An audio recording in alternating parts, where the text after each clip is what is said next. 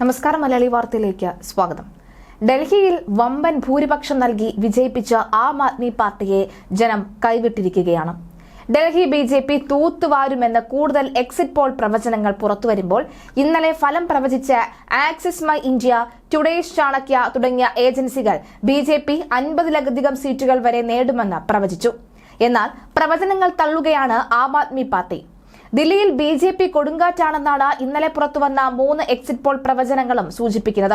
മഹാരാഷ്ട്ര, ജാർഖണ്ഡ് നിയമസഭാ തെരഞ്ഞെടുപ്പുകളടക്കം കൃത്യമായി പ്രവചിച്ച ആക്സിസ് മൈ ഇന്ത്യ BJP 70-ൽ 44 മുതൽ 55 സീറ്റുകൾ വരെ നേടുമെന്നാണ് പറയുന്നത്.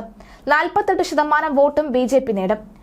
ടുഡേസ് ചാണക്യ ഒരു പടി കൂടി കടന്ന BJP 57 സീറ്റുകൾ വരെ നേടുമെന്നാണ് പ്രവചിക്കുന്നത്. 2 ഏജൻസികളും AAP 25 സീറ്റിൽ ഒതുങ്ങുമെന്ന് പ്രവചിച്ചിട്ടുണ്ട്. CNX 49 മുതൽ 61 സീറ്റുകൾ വരെ BJP നേടുമെന്നാണ് പ്രവചിക്കുന്നത്. AAP 10 മുതൽ 19 വരെ സീറ്റുകളിൽ ഒതുങ്ങുമെന്നാണ് പ്രവചനം. കോൺഗ്രസിന് ഇത്തവണയും കാര്യമായ നേട്ടമുണ്ടാക്കാൻ കഴിഞ്ഞിട്ടില്ല എന്നാണ് ഇതുവരെ പുറത്തുവന്ന എല്ലാ പ്രവചനങ്ങളും പറയുന്നത്. പരമാവധി 3 സീറ്റാണ് കോൺഗ്രസിന് പ്രവചിച്ചിട്ടുള്ളത്. അതേസമയം പ്രവചനങ്ങൾ നിരാശരായ AAP ക്യാമ്പ് എക്സിറ്റ് പോളുകൾ ആശയക്കുഴപ്പമുണ്ടാക്കാനുള്ള നീക്കമാണ് എന്ന വാദമാണ് ഉന്നയിക്കുന്നത്. വോട്ടെണ്ണൽ കേന്ദ്രങ്ങളിൽ നിന്നും പാർട്ടി പ്രവർത്തകരെ മാറ്റി നിർത്താനാണ് ശ്രമമെന്നും AAP ആരോപിച്ചു. മാനേജിംഗ് സെന്ററുകളും സ്റ്റാഫുകളും നടത്തുന്നവരെയൊക്കെയാണ് എക്സിറ്റ് പോൾ നടത്തുന്നത് എന്നും ഫലം വരുമ്പോൾ AAP സർക്കാർ ഉണ്ടാകുമെന്നും AAP MP സഞ്ജയ് സിംഗ് പറയുന്നു. ഇതുവരെ പുറത്തുവന്ന 13 എക്സിറ്റ് പോൾ പ്രവചനങ്ങളിൽ 2 ഏജൻസികൾ മാത്രമാണ് AAPക്ക് വിജയസാധ്യത പറയുന്നത്. ശനിയാഴ്ചയാണ് വോട്ടെണ്ണൽ. എക്സിറ്റ് പോളുകൾ AAPയെ വില കുറച്ച് കാണിക്കുകയാണ് എന്നും കോൺഗ്രസ് 18% വരെ വോട്ട് നേടുമെന്ന് സന്ദീപ് ദീക്ഷിതും പ്രതികരിച്ചിരുന്നു. കൂടുതൽ എക്സിറ്റ് പോൾ ഫലങ്ങൾ പുറത്തുവരും. അതിനിടെ ദില്ലിയിൽ BJPക്ക് സാധ്യത പ്രവചിച്ചതിന് പിന്നാലെ കോൺഗ്രസിനെതിരെ രൂക്ഷ വിമർശനവുമായി ഇന്ത്യ സഖ്യത്തിലെ സമാജ്വാദി പാർട്ടി രംഗത്തെത്തി.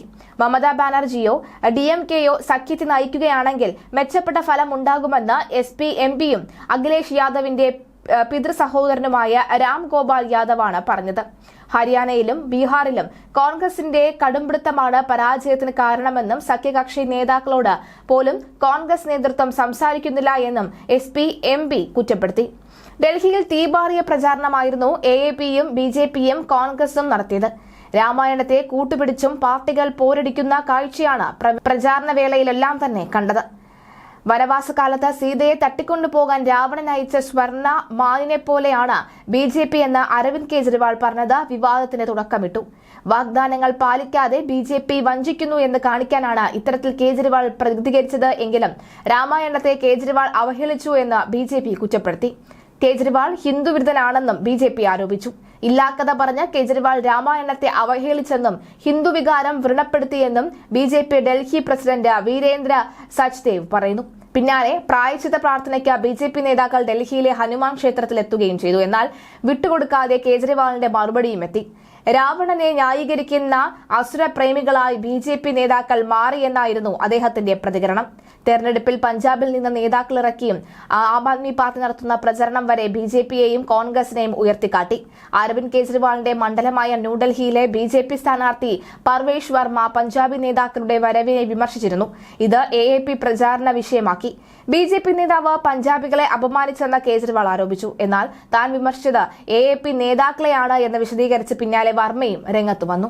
അങ്ങനെ ഇതിനൊക്കെ തന്നെ കൊട്ടിക്കലാശം നടന്നിരിക്കുകയാണ്. നാളെ വിധിയും വരും.